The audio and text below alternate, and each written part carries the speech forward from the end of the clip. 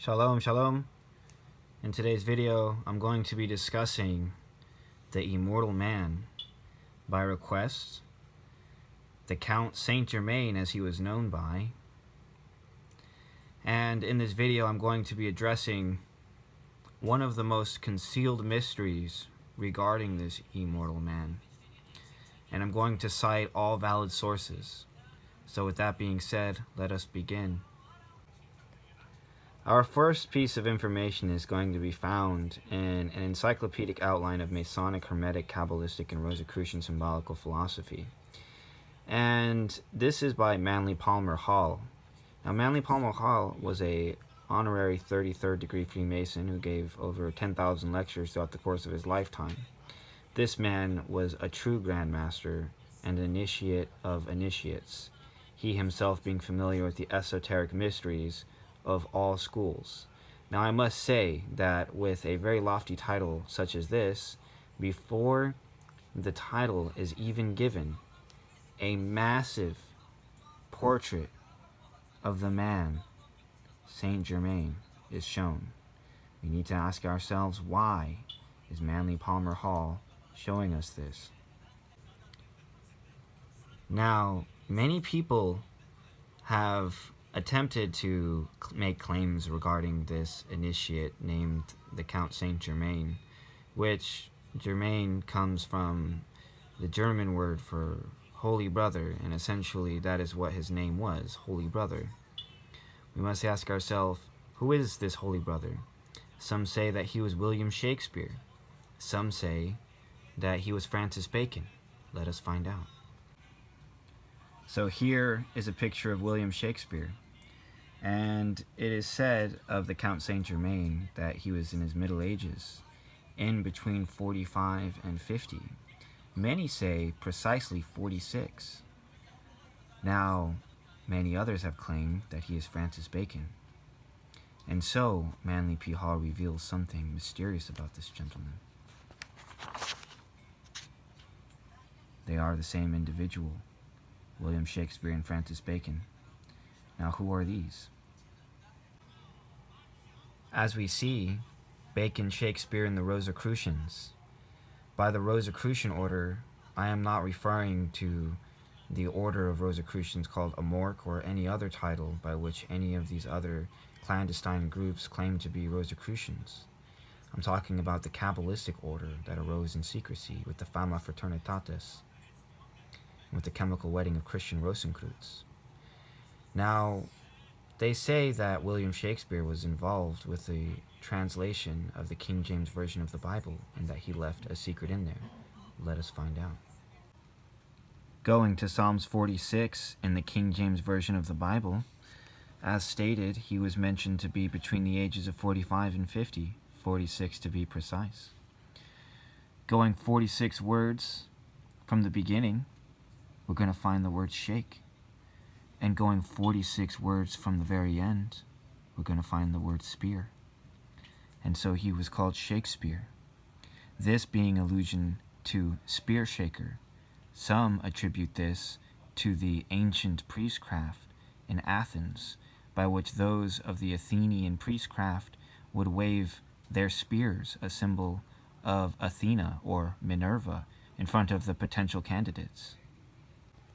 And as he was mentioned in the very beginning of this book, where Manly P. Hall would put blank pages and a massive portrait of this man before he would dare put his name before his master and teacher, whom taught him. The very end of this book also ends with a very cryptic passage of the Count Saint Germain, so let us get into it. His linguistic proficiency verged on the supernatural. He spoke German, English, Italian, Portuguese, Spanish, French with a Piedmontese accent, Greek, Latin, Sanskrit, Arabic, and Chinese, with such fluency that in every land he visited, he was accepted as a native. He was ambidextrous to such a degree that he could write the same article with both hands simultaneously. When the two pieces of paper were afterwards placed together with the light behind them, the writing on one sheet exactly covered letter for letter the writing on the other. As a historian, the Count Saint Germain possessed uncanny knowledge of every occurrence of the preceding 2,000 years, and in his reminiscences, He described in intimate detail events of previous centuries in which he had played most important roles. He assisted Mesmer in developing the theory of mesmerism, and in all probability was the actual discoverer of that science. His knowledge of chemistry was so profound that he could remove flaws from diamonds and other precious stones, a feat which he actually performed at the request of Louis XV in 1757. The Count Saint-Germain has been described as medium height, well proportioned in body, and of irregular and pleasing features. His complexion was somewhat swarthy, and his hair black, though often shown powdered. He dressed simply, usually in black, but his clothes were well-fitting and of the best quality.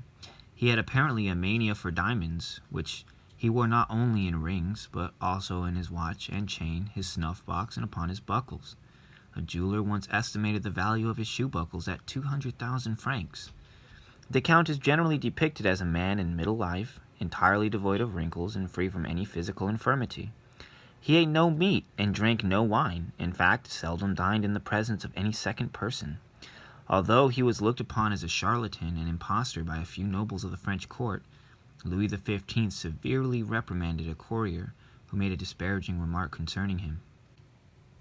His eyes were black and very brilliant, and when he spoke with great feeling upon some profound subject, the pupils dilated, his eyebrows rose, and he shook his head like a maned lion. He had traveled through all parts of the world, and in the ruins of ancient Babylon and Nineveh had discovered wise men who understood all the secrets of human life. It will yet be established beyond all doubt that the Count Saint-Germain was both a Mason and a Templar.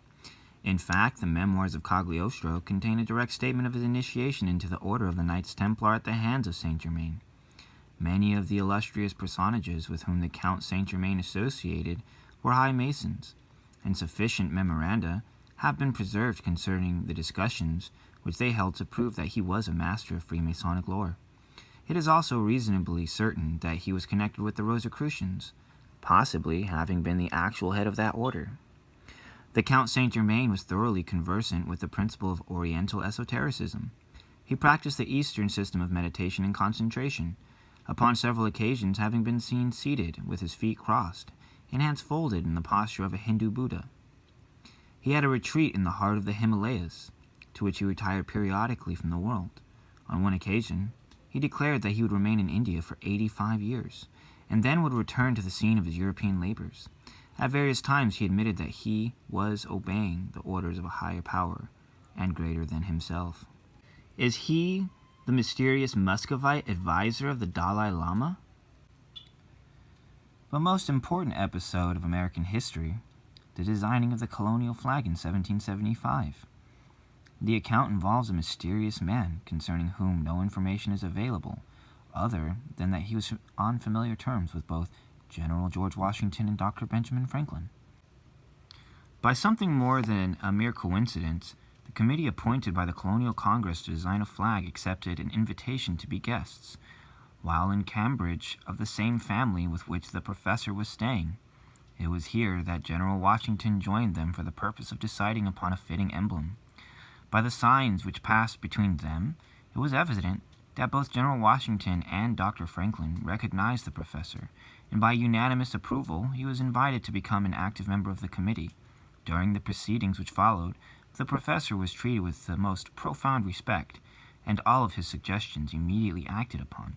He submitted a pattern which he considered symbolically appropriate for the new flag, and this was unhesitatingly accepted by the other 6 members of the committee, who voted that the arrangement suggested by the professor be forthwith adopted. After the episode of the flag, the professor quietly vanished, and nothing further is known concerning him. It was during the evening of July 4th, 1776, that the second of these mysterious episodes occurred. In the old State House in Philadelphia, a group of men were gathered for the momentous task of severing the last tie between the old country and the new. It was a grave moment, and not a few of those present feared that their lives would be the forfeit of their audacity. In the midst of the debate, a fierce voice rang out. The debaters stopped and turned to look upon the stranger.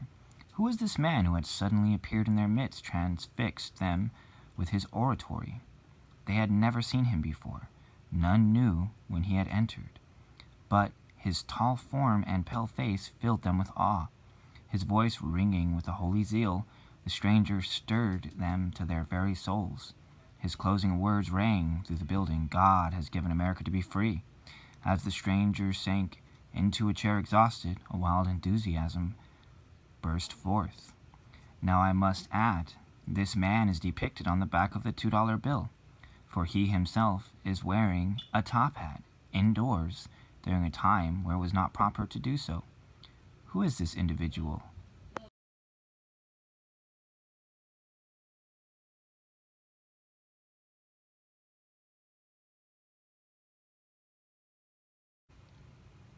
Another book by Manly Palmer Hall, discussing the mysteries of the Count.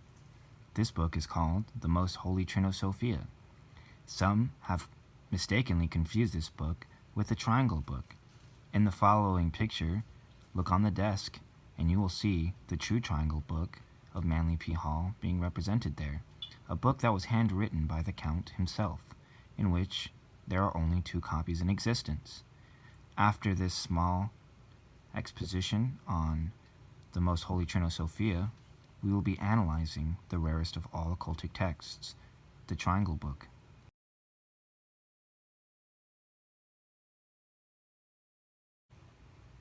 It begins, "Their rites and mysteries." He is also suspected of being identical with Count Hompesch, the last Grand Master of the Knights of Malta. So we see him as accredited with being potentially the founder of Freemasonry, potentially the founder of the Rosicrucian Order, potentially the founder and the last Grand Master of the Knights of Malta. In one of his tales concerning vampires, Saint Germain mentioned in an offhand way that he possessed the wand or staff with which Moses brought water from the rock, adding that it had been presented to him at Babylon during the reign of Cyrus the Great. The memoir writers admit themselves at a loss as to how many of the Count's statements could be believed. Common sense, as then defined, assured them that most of the accounts must be fashioned out of whole cloth. On the other hand, his information was of such precise nature and his learning so transcendent in every respect that his words carried the weight of conviction. Once, while relating an anecdote regarding his own experiences at some remote time and suddenly failing to recollect clearly what is considered a relevant detail, he turned to his valet and said, "Am I not mistaken, Roger?" The good man instantly replied, "Monsieur, le Count forgets that I have only been with him for 500 years. I could not, therefore, have been present at that occasion. It must have been my predecessor."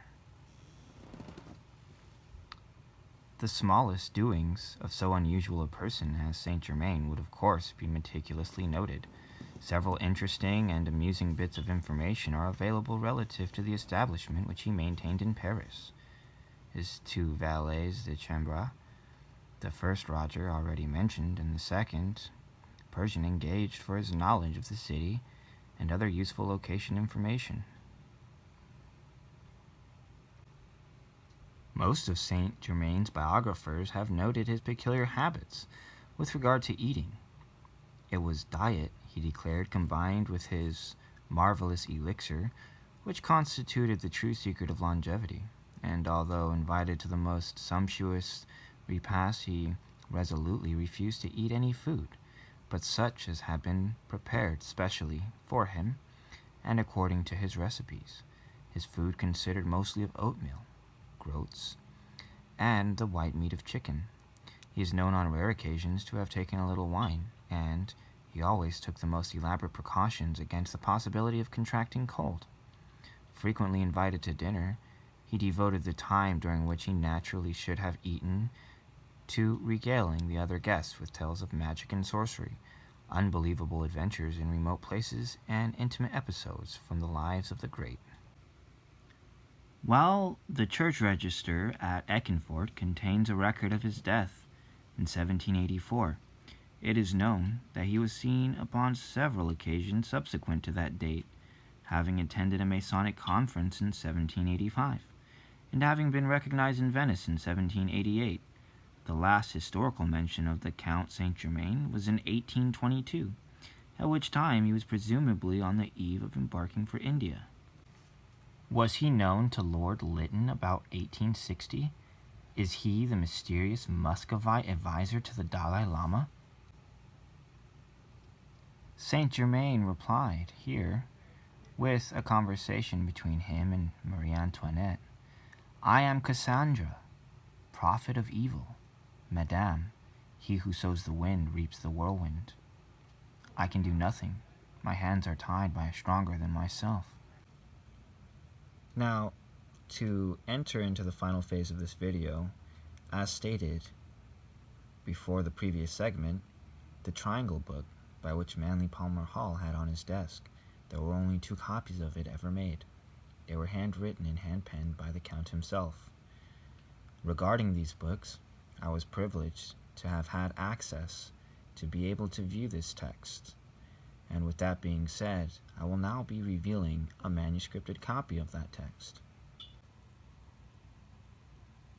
He was known by the name the Winged Dragon, and this is the first page of that text. At the end, I will be providing a few photos of the actual manuscript itself. With that being said, we will not be analyzing the depth of this text, but only the beginning. For in the very beginning, one of the most amazing and relevant esoteric mysteries regarding the origin of many, many civilizations is given. The text is written in a very heavy cipher of what appears to be magical symbols. Underneath this, the text is written in Old French. That being said, I will give a lucid translation. The text says, "The saintly magic which Moses received from an Egyptian monument that was preciously preserved in Asia under the saying, Dragon Elie, which means a winged dragon." This being said, how many dragons in Asia do you think have wings? In regards to China, there happens to only be one, and it is tied with the founding of the Chinese civilization. This dragon being the dragon who gave the necessary information to found the beginning of China to the very first emperor, known as the Yellow Emperor. And this dragon, which is the only dragon in Chinese lore to have wings, was called Yinglong, who subsequently, as they say in the end, took him into the heavens, or, as others have placed, by the casting of the vessel in the constellation of Leo. He instantly dropped dead. That being said, this concludes this video. Many, many mysteries there are concerning the Count. A very small fraction of them have been revealed here. What I can say is this. This man, who has charaded around history for thousands of years under hundreds and hundreds and hundreds of aliases, is ancient and very much still here with us. Shalom, Selah.